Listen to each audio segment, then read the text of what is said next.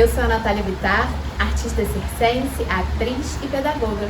E estou aqui hoje com o projeto A Poética Circense na Facilitação de Grupos. Esse projeto foi contemplado pelo edital Cultura Presente nas Redes da Secretaria de Cultura e Economia Criativa do Estado do Rio de Janeiro. Esse projeto visa te estimular a ressignificar as relações de ensino-aprendizagem a partir da ótica circense. Tanto na educação popular, aquela que acontece em todo lugar, a todo tempo, quanto na educação formal, escola, universidade, empresas. Para isso, nós vamos dividir a nossa oficina em 2 momentos. O primeiro é essa aula de hoje, com duração de 30 minutos, onde nós vamos falar sobre a poética circense, a filosofia de vida e alguns elementos que tornam o universo circense tão mágico, para a gente tornar esse mundo todo o circo que a gente quer.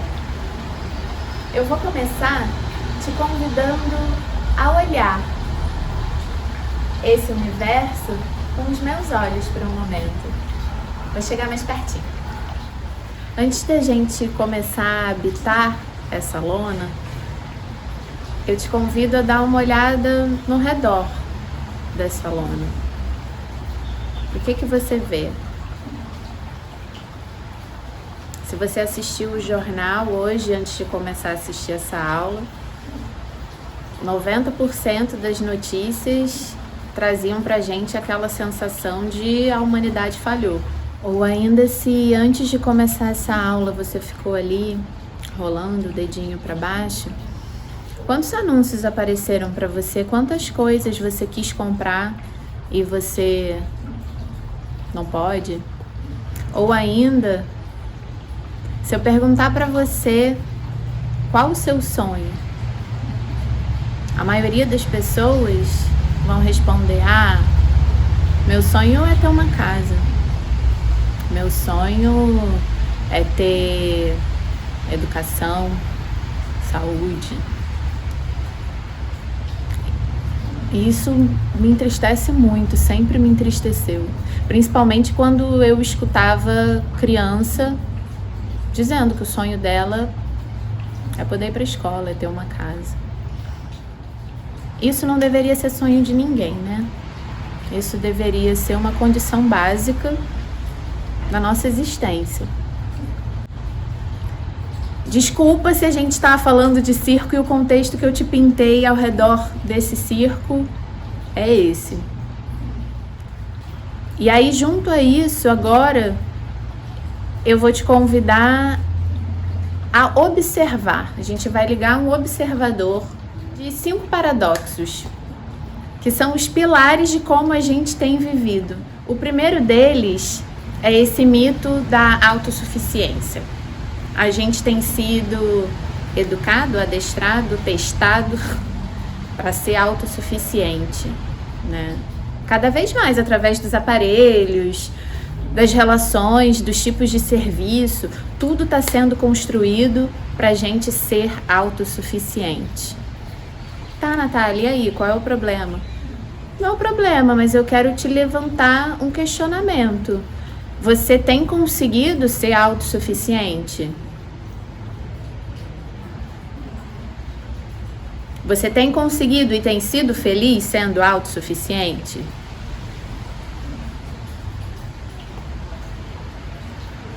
Eu gosto sempre de pensar através da natureza. Por mais que o homem, o ser humano, em algum momento, ele começou a falar assim: a natureza, ele não se sente parte da natureza. Mas a gente aprende muito com ela.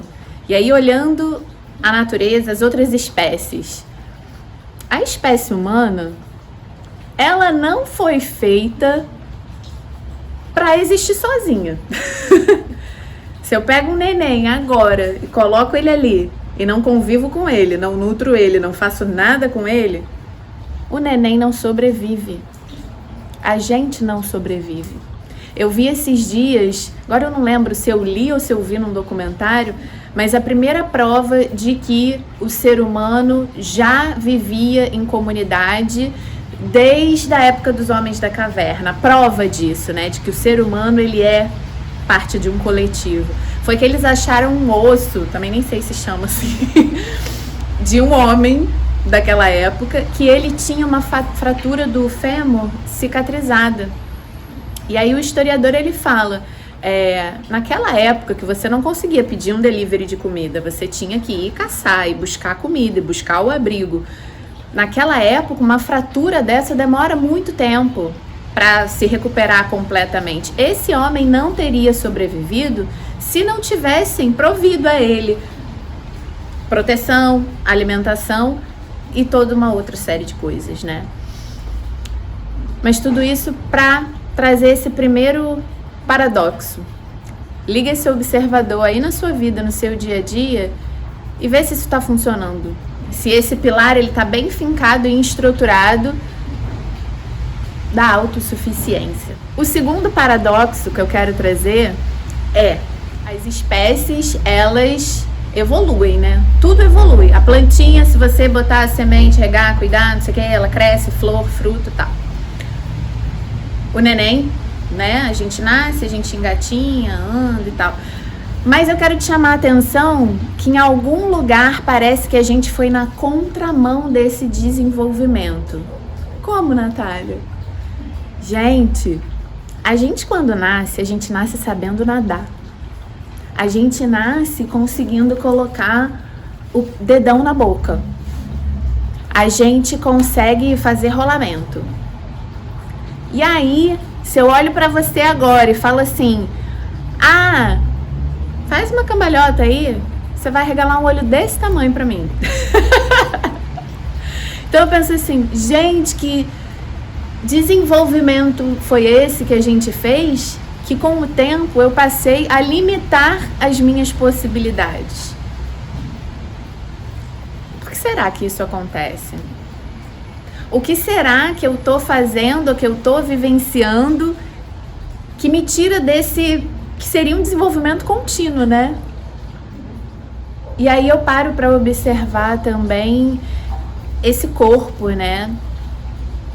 E a estrutura, mais uma vez, volto lá do entorno desse circo, dessa sociedade, que ela é toda estruturada nas gavetinhas, nos rótulos, né? E será que a gente consegue caber em gavetinha? Só se a gente se engessar, né? Porque sempre vai estar faltando alguma coisa.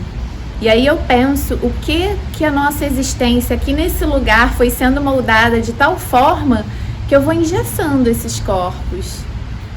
Até que ponto, engessando esses corpos, eu não engesso outras coisas? Como isso acontece? Nossa, que viagem, como isso acontece? Te convido a olhar uma cadeira. A gente nasce, neném, sentando no chão. Alinhadinho, tudo certo, as pernas se dobram, né, flexíveis, eu vou pra frente, eu vou pra trás. O tempo vai passando e eu começo a sentar em cadeiras. Eu acho a estética da cadeira, a anatomia da cadeira uma coisa formidável, eu adoro olhar cadeiras. Mas, olha de uma outra forma agora, a cadeira, ela tem pernas, né, os pés da cadeira, a perna da cadeira, não sei como fala, tem as pernas da cadeira. Por isso existir, as minhas pernas, elas não precisam estar estáveis ali, elas estão sem força, elas estão largadas. Ela tem um assento, né, que já deixa o meu quadril estabilizado por mim, tenta, né, porque é aí mesmo que a gente se solta. Eu tenho um encosto da cadeira, que vai sustentar a minha coluna vertebral por mim mesma. Ai, Natália, como você é exagerada. Sim. Se você já tomou seu tempo para aprender qualquer coisa com o seu corpo na vida, quando você era criança, se você fez balé, é um pouquinho sim, é a postura do todo dia sim, é aquilo que vai gradualmente, é aquela gotinha d'água que vai batendo ali na pedra, tanto bate até que fura, é a gente, é tão sutil tudo isso que vai moldando a gente, mas vai moldando. E aí a gente chega na maturidade todo engessado. Mas tá, já falei muito desse. Esse segundo paradoxo, então, foi a gente ir um pouco na contramão desse desenvolvimento através da docilização dos nossos corpos, indigeção dos nossos corpos. O terceiro paradoxo também tem a ver com desenvolvimento, né? E aí eu vou trazer aqui pra gente a questão do erro e do acerto, da tentativa e do erro. Gente, eu não sei vocês, mas até hoje eu não consegui aprender nada que não fosse, né? Você recebe uma informação, aquela informação se rearruma na sua cabeça com as outras informações, você faz uma tentativa, você vai aplicando, você erra e você aprende. Não, isso aqui não funciona, eu jogo isso fora, tento outra coisa, e aí eu tento de novo. E você vai tentando. Cada tentativa que você faz de uma coisa que não funciona, que você jogar fora, você tá mais perto de alcançar o que você quer. Correto? Você não precisa concordar comigo, tá? Mas aí, mais uma vez, eu volto lá pro neném. O neném, ele tá engatinhando, um belo dia ele dá aquela levantadinha, fica parecendo que tá ventando, e ele cai. E aí ele levanta, e aí o pai vai ficar lá, ei, vem cá, vem, olha, vem cá, vem cá. Ele dá um passinho, e ele cai, e ele levanta, e ele tenta de novo. E a gente vai assim, né, seguindo. Só que alguém criou esse negócio de que errar é feio, de que ir errar não é legal. E aí eu tenho tanto medo do errar que aí eu já mando eu não consigo. Tenho certeza que você já mandou uns 2 não consigo nas 2 últimas coisas novas que você tentou fazer. E eu tô falando isso porque, né, dos meus alunos todos que eu tenho hoje, eu observo uma questão, um problema, né, do errar. Gente, o erro, ele é uma tentativa, ponto. Né? Eu tenho uma questão com eu não posso errar, com eu não sei, e se tem alguém que consegue fazer muito bem alguma coisa, eu imediatamente crio um discurso de desvalorizar essas tentativas. Eu falo assim, no meu próprio caso, né? Mas você é flexível. Mas você já sabe. Mas você gosta. Ninguém vê, né? Gente, quem vê o close não vê o corre, né? Eu hoje consigo ficar de cabeça para baixo tranquila ali na Shirshasana, nas aulas de yoga, mas eu tô vivendo aí, habitando esse meu corpo de uma forma extra cotidiana e com níveis de consciências mais sutis há quase 20 anos, né? E vou te falar, não era só porque, é porque gosta. Não, também tem o lugar racional do eu sei o que tem que ser feito e eu vou seguir o passinho e fazer o que tem que ser feito, né? Então, tô indo embora, vou voltar. Esse terceiro paradoxo estaria ali, como é que eu vou evoluir se eu não posso errar, né? E o último paradoxo desse momento de hoje é um dos que mais mexe comigo. É uma pergunta também que vai fazer você se visitar lá. Visita a sua criança e pergunta para ela quando que aquela criança que queria ser astronauta passou a passar a existência olhando para o relógio, esperando a hora passar. Talvez por isso a gente goste tanto de selfie, para eternizar os momentos. E os sonhos? Para onde eles foram? Quando você deixou eles passarem? Talvez foi da primeira vez que riram de você, quando você falou que fazia o seu coração pulsar. Ou quando falaram, ela é maluca. Quando você se recusou a aceitar uma situação absurda, como se fosse normal. Ou quando te acharam engraçada, por você insistir em tentar alguma coisa. Natália, isso nunca aconteceu comigo. Tá? Esse contexto aí que você tá pintando, esses pilares, esses paradoxos aí que você tá trazendo, eu nunca vi, eu sou a parte dessa sociedade, né? Porque também tem uma coisa assim, a gente quando se sente tão diferente, o nosso primeiro instinto é falar, eu não faço parte disso. Cara pálida, você não tem essa opção. Na estrutura dos papéis sociais, até esse lugar que você está dizendo que ocupa, a parte dessa sociedade que você não se reconhece, ele também existe para você. E aí, o circo. Quando a gente chega no circo, quando eu cheguei no circo, eu não sentia falta de nada. Não importava quem eu era, de onde eu estava vindo, para onde eu estava indo, o que eu tinha. Importava quem eu estava, comigo, com outro, debaixo daquela lona. O circo me possibilitou vivenciar sentimentos extracotidianos, fez eu me perceber vulnerável. E vulnerável eu pude confiar no outro. O circo me mostrou que tudo era possível. E aquilo foi revolucionário na minha cabeça. Eu aprendi que não eram só as pessoas especiais que faziam coisas maravilhosas. Não. O circo me provou que não são pessoas especiais que fazem coisas formidáveis. São pessoas normais, que nem eu e você, fazendo coisas incríveis. E à medida que eu ia conhecendo cada faceta minha, a cada erro meu, a cada conquista, a cada nova sensação e como eu lidava com ela, eu fui desenvolvendo a minha autonomia. E assim, eu pude sair e ocupar o papel social que eu quisesse. O circo me fez gente. Agora que a gente já deu essa super pintada no entorno do circo e a gente já está debaixo dessa lona, chegou a hora da gente falar desses 5 elementos do fantástico mundo do circo. O primeiro elemento é justamente esse caráter fantástico, mítico, fantasioso do circo, onde o ser humano é um super-humano, né? No circo, a pessoa come fogo, a pessoa se dobra no meio, a pessoa equilibra várias coisas e não deixa nada cair, a pessoa voa. O segundo elemento já é praticamente o contraponto do primeiro. É a parte bem humana do circo. O fantástico é ótimo, mas eu gosto mesmo da parte bem humana. O palhaço. Não é à toa que ele é a alma do circo.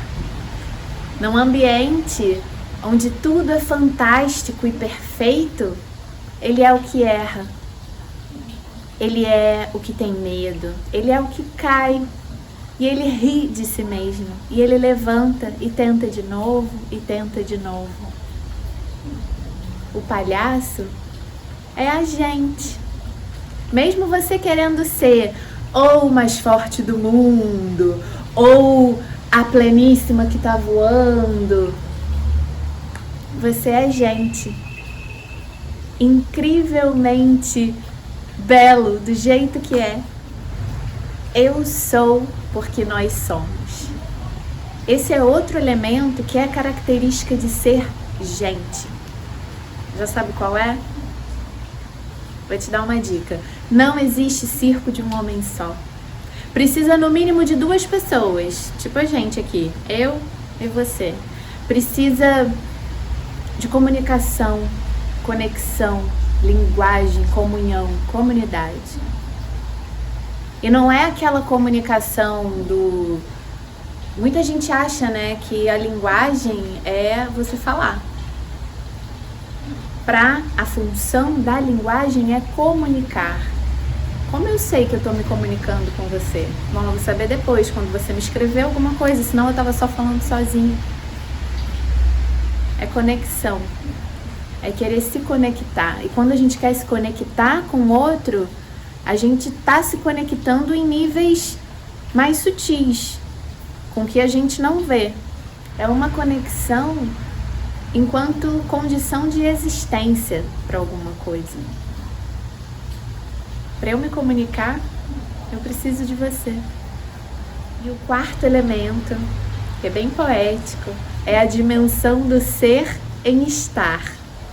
E profundo, né? Calma que eu explico. Esse eu vivo de amor mais ainda. Ninguém é nada. Todo mundo está alguma coisa, se você reparar bem. Já assistiu um espetáculo de circo? A mesma pessoa que está linda, pleníssima, fazendo solo com as plumas e paetês, vai ser a mesma pessoa que vai entrar em cena para colocar um objeto no ato seguinte e cuidar da segurança de outro artista em outro momento e vender algodão doce no intervalo. Em uma trupe, ninguém é nada e por isso somos o todo. Eu seguro a minha mão na sua. Eu uno o meu coração ao seu, para que juntos possamos fazer aquilo que eu não posso e eu não quero fazer sozinha. No circo, com certeza tem um papel para você. No circo, todo mundo se descobre bom em alguma coisa. Cada um é uma força e juntos vem a potência. Por que você vai querer ser onda se você pode ser o mar todo? Você até está onda, mas só porque você é o oceano. No circo, todo mundo faz tudo e todo mundo cuida de todo mundo.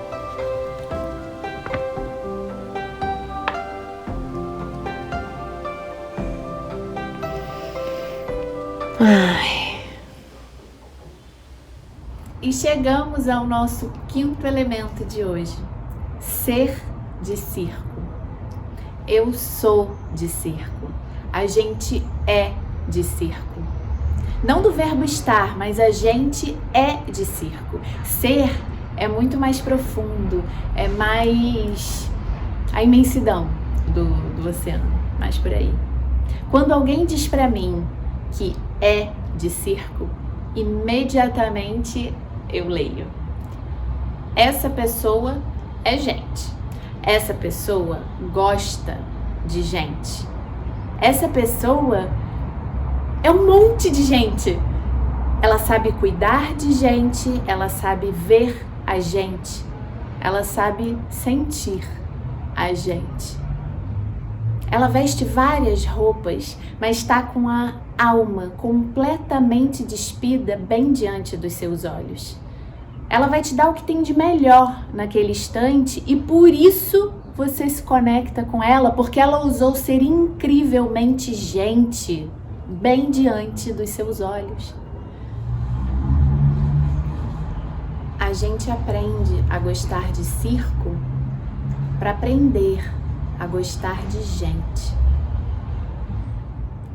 Essa frase é do César Marx, artista, educador e meu mestre, junto com todos os outros educadores sociais e jovens do projeto de circo social Se Essa Rua Fosse Minha, o ser. Para educar, a gente não precisa falar, saber falar. Às vezes a gente não precisa nem saber.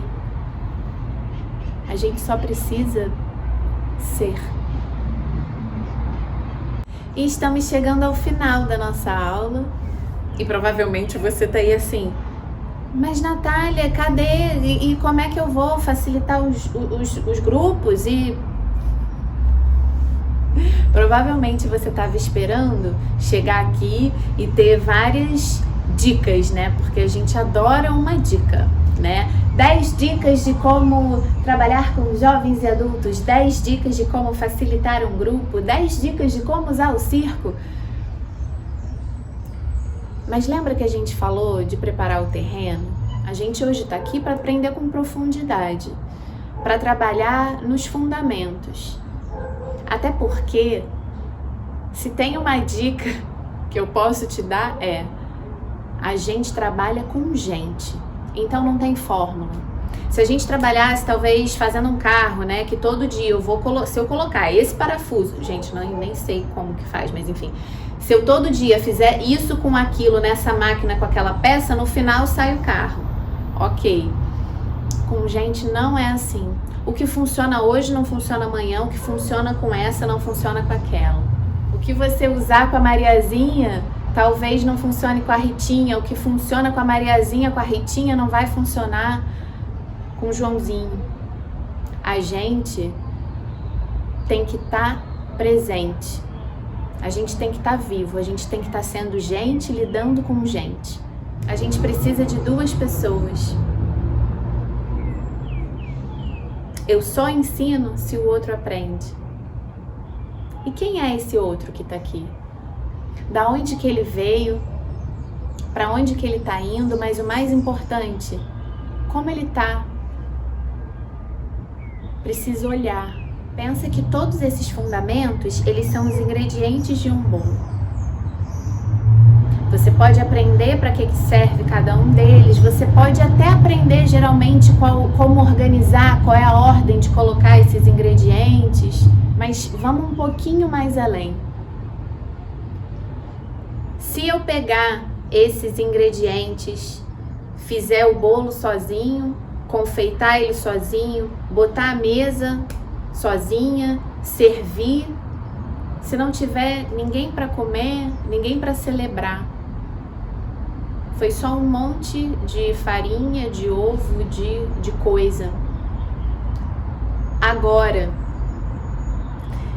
se eu construo esse bolo junto com as pessoas, se essas outras pessoas estão ali conectadas comigo e a gente está construindo, todo mundo junto, a gente está numa relação horizontal,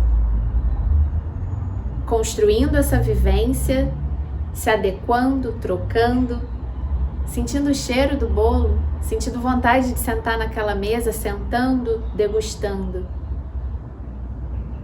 Toda aquela farinha, aquele ovo, virou memória, virou sentimento, aconteceu. E a nossa memória, muito pouco do que a gente escuta fica, um pouco mais do que a gente vê ainda fica. Mas o que a gente sente, isso a gente não esquece.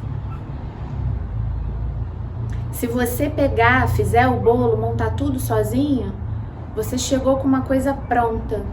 É esse relacionamento vertical que a gente está acostumado, né, na nossa sociedade, né, com a relação de poder completamente ali. Quando eu tiro isso e eu construo junto, na relação horizontal, a gente nem sabe muito bem o que é isso, mas a gente sente e a gente possibilita.